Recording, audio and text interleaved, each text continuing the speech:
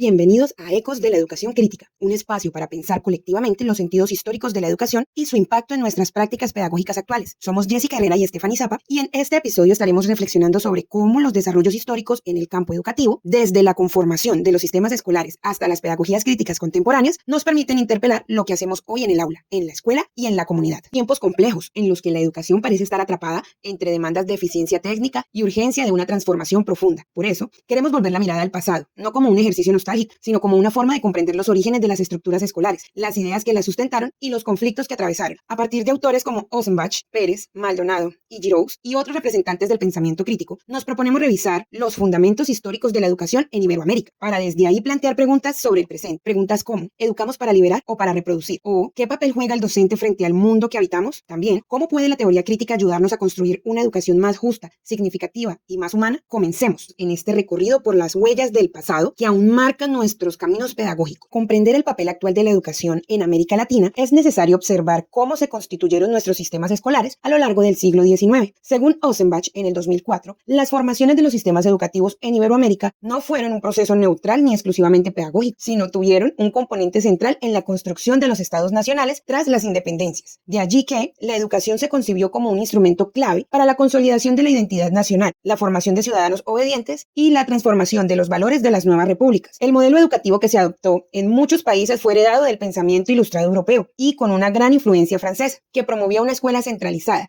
unificada y al servicio del Estado. Ossenbach también plantea que, para atender la diversidad cultural de nuevos países, el sistema educativo se configuró bajo la lógica de la homogeneización, es decir, la escuela debía formar un nosotros a nivel nacional, muchas veces excluyendo o subordinando a pueblos originarios, afrodescendientes o algunos sectores populares, que eran considerados como otro, que debía ser civilizado. De esta manera, la educación moderna en Iberoamérica nació como parte de un proyecto político más amplio, el de formar la nación, y aunque trajo consigo la expansión de la escolarización y la profesionalización docente, también estableció jerarquías culturales, lingüísticas y sociales que perduran hasta hoy. Comprender este origen es fundamental para repensar los actuales sistemas educativos. ¿Será que podemos construir una pedagogía verdaderamente intercultural, democrática y emancipadora si seguimos operando desde estructuras pensadas para uniformar y controlar? Observando el caso colombiano, encontramos que la historia educativa del país también ha estado atravesada por tensiones profundas entre el ideal de la emancipación y la práctica del control social. En su artículo, por ejemplo, Pérez e Idarra, en el año 2019, hacen un recorrido por los principales hitos de esta historia, mostrando cómo el sistema educativo colombiano se ha configurado como un espacio de disputa entre diversos proyectos de nación. Desde los primeros intentos de institucionalización educativa en el siglo XIX, la educación se concibió por las élites como un medio para civilizar, moralizar a la población. De pronto esto sirvió de inspiración en los modelos europeos y en la lógica ilustrada. Los gobiernos vieron en la escuela una herramienta para igualar la cultura, fortalecer el Estado y controlar los comportamientos de la ciudadanía. En este sentido, la educación se convirtió en una extensión del poder político, más que en un espacio liberador. También, este proceso no fue lineal ni estuvo exento de contradicciones. Pérez e Idarra destacan que, paralelamente a la función de control, también se gestaron propuestas educativas con un fuerte componente emancipador. Durante el siglo XX, especialmente en el contexto de la reforma social,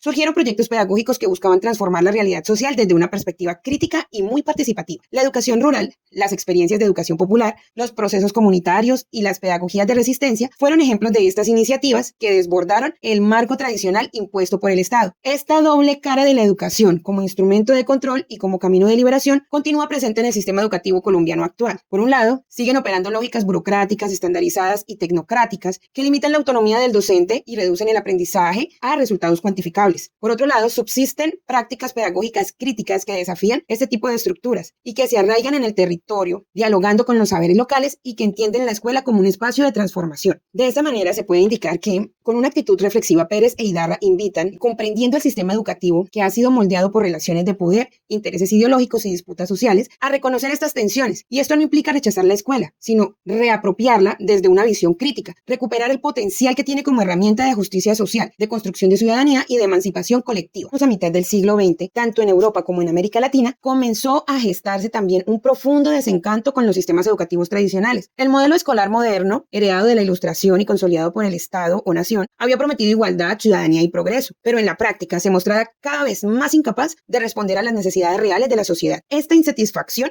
no solo era pedagógica, también era política y cultural. En su obra Pedagogías Críticas, Maldonado en el 2008 explica que este desencanto se intensificó en Europa después de la Segunda Guerra Mundial. La educación, que se suponía debía formar ciudadanos críticos, había fracasado en prevenir los horrores del totalitarismo y la guerra. Muchos pensadores comenzaron a preguntarse, ¿cómo fue posible que un sistema educativo tan estructurado no impidiera la barbarie? También se decían, ¿qué sentido tenía la pedagogía que no cuestionaba el poder ni promovía la autonomía del sujeto? Esta crisis llevó al surgimiento de lo que Maldonado llama el giro crítico de la pedagogía, una corriente de pensamiento y acción que asume que la educación no es algo neutral, sino que es profundamente política. Las pedagogías críticas comenzaron a cuestionar la lógica autoritaria, homogeneizante y tecnocrática del sistema escolar, promoviendo en su lugar una educación basada en el diálogo, la participación, la conciencia crítica y el compromiso por la transformación social, que era lo más innovador y importante. Este giro no solamente se dio en Europa. En América Latina, las pedagogías críticas encontraron terreno, particularmente en contextos de dictadura, pobreza, exclusión y violencia. La obra de Paulo Freire, por ejemplo, se convirtió en una referencia para repensar la educación como un acto de liberación. En la región, la pedagogía crítica no solo fue una corriente académica, fue una herramienta viva al servicio de los pueblos. La crítica al sistema educativo tradicional no se reduce a una postura negativa. Al contrario, las pedagogías críticas nacen desde la esperanza activa. Maldonado también señala que, frente al desencanto, estas pedagogías proponen un compromiso ético con la dignidad humana, con la justicia social y con la posibilidad de construir un mundo mejor desde la educación. Así comenzó una respuesta al fracaso de la modernidad educativa. Se convirtió en una propuesta para recuperar el sentido profundo de enseñar y aprender, no como transmisión de contenidos, sino como construcción de conciencia, diálogo y transformación. A continuación les voy a hablar acerca de la Escuela de Frankfurt, la cual critica al pensamiento instrumental, la cultura de masas y el rol ideológico de la escuela. La Escuela de Frankfurt es conocida por su enfoque de la teoría crítica, que busca analizar y cuestionar la realidad social con el objetivo de lograr la emancipación humana. Surgió en la década de 1920 y se caracterizó por su crítica a la sociedad capitalista y a las tendencias totalitarias. Entre los principales representantes de la Escuela Frankfurt se encuentran Marx, Horkheimer, Theodor Adorno, Herbert Marcuse, Walter Benjamin y Jürgen Habermas. Sus ideas se basaron en la teoría marxista, el psicoanálisis freudiano y la filosofía crítica, buscando una síntesis de estos enfoques para comprender la sociedad. García en el 2007 indica que uno de los principales aportes de esta escuela es la crítica al pensamiento instrumental, donde se reduce el conocimiento a su utilidad práctica, a su capacidad de controlar y predecir, olvidando los fines humanos y éticos del saber. Este tipo de racionalidad convierte a la escuela en una institución que prioriza la eficiencia, la medición, la disciplina y la estandarización por encima de la reflexión, la creatividad o la formación del juicio crítico. Otro aspecto central de la crítica frankfurtiana, señalado por Balseca y otros en 2017, es el análisis de la cultura de masas. Para estos pensadores, la industria cultural produce subjetividades pasivas, conformistas y consumistas, y esto afecta directamente al proceso educativo. En este contexto, la escuela corre riesgo de convertirse en un simple repetidor de mensajes ideológicos, reforzando el status quo en lugar de cuestionarlo. Finalmente, se puede decir desde la teoría crítica que se plantea la necesidad de una educación que desenmascare estos mecanismos, que despierte la conciencia y que prepare a los sujetos para resistir y transformar la realidad. A continuación hablaremos acerca de la pedagogía crítica como herramienta para una praxis transformadora. La pedagogía crítica es una propuesta educativa que promueve la transformación social y la crítica al sistema dominante. Autores como Henry Giroux han sido fundamentales para consolidar esta visión contemporánea, donde el aula deja de ser un simple espacio de construcción para convertirse en un territorio de resistencia, conciencia y posibilidad. Giroux en el año 2013, en su texto La pedagogía crítica en tiempos oscuros, denuncia cómo las políticas neoliberales han convertido la educación en un proceso tecnocrático, dominado por estándares, pruebas y productividad, dejando de lado su dimensión ética, social y política. Frente a ese panorama, propone recuperar la pedagogía como una herramienta de intervención social que permita a los estudiantes pensar críticamente el mundo en que habitan y actuar sobre él.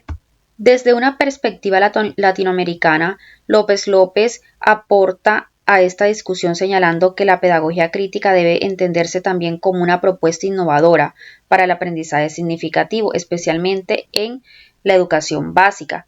Según López López, cuando el docente se compromete con una pedagogía centrada en el diálogo, en la problematización del contexto y en el reconocimiento de la subjetividad del estudiante, se generan experiencias educativas más profundas y transformadoras. En síntesis, ambos autores coinciden en que la pedagogía crítica no es un simple método, sino una actitud frente a la vida, una apuesta política por la dignidad humana. Después de este recorrido histórico y conceptual, no podemos evitar preguntarnos, ¿cómo se vinculan estas reflexiones con los desafíos que enfrentamos hoy en nuestras escuelas y comunidades educativas? La respuesta puede ser un poco compleja, sin embargo, nos lleva a una convicción clara, y es que la educación sigue siendo un campo en disputa.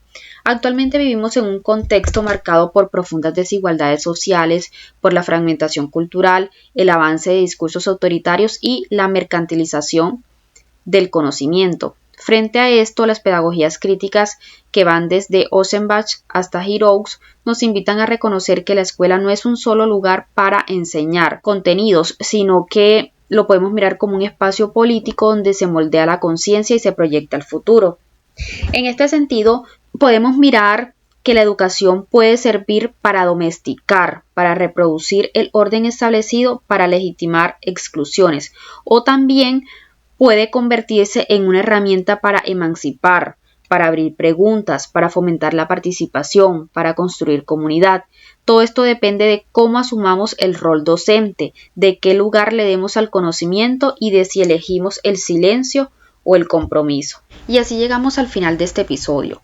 Hoy hemos recorrido parte de la historia de la educación en Iberoamérica y en Colombia. Nos hemos aproximado a las raíces del desencanto con el sistema escolar tradicional y hemos escuchado las voces críticas que, desde distintas épocas y latitudes, han reclamado otra forma de educar. La memoria histórica en este camino no es solo un recuerdo del pasado, es una herramienta para comprender cómo llegamos hasta aquí, qué lógicas seguimos reproduciendo sin darnos cuenta y qué posibilidades tenemos de transformar nuestras prácticas pedagógicas. Es importante tener en cuenta que sin memoria no hay conciencia y sin conciencia no hay acción educativa con sentido. Así, invitamos a todas y todos quienes nos escuchan, docentes, estudiantes, formadores, a repensar el quehacer educativo más allá del aula como rutina, a preguntarse cada día, ¿desde dónde enseño? ¿Para quién enseño? ¿Qué mundo contribuye a construir con mi práctica? Porque, como decimos desde la pedagogía crítica, enseñar no es solo informar, es formar, no es repetir, es problematizar, no es domesticar, es liberar. Muchas gracias por acompañarnos en Ecos de la Educación Crítica. Hasta la próxima.